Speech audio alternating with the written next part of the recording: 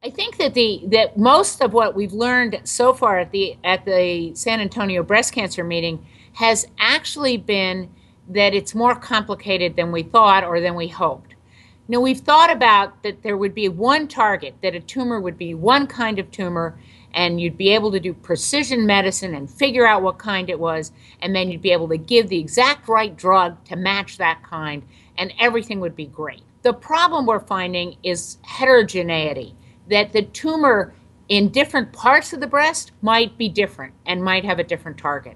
And in addition, over time it changes. So it might look like it's one kind of breast cancer, maybe HER2 positive breast cancer to start with, but then when it metastasizes, it might be estrogen positive, or maybe it's triple negative.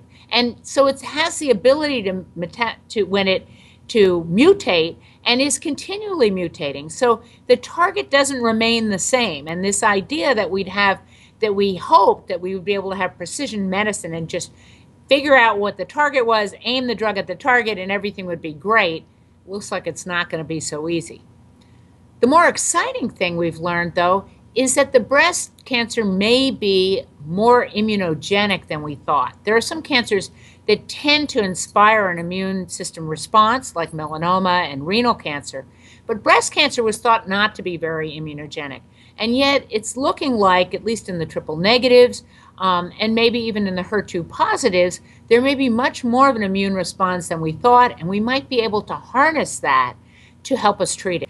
There were some interesting studies yesterday suggesting that Herceptin, which is the drug that's used for HER2 positive breast cancer, we thought it worked by targeting the epidermal growth factor and turning it off, but it may actually work by turning on the immune system. It may, in fact, be the first immune drug, unbeknownst to us.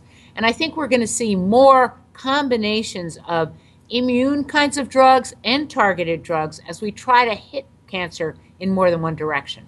To find out more information about the Dr. Susan Love Research Foundation, go to www.drsusanloveresearch.org.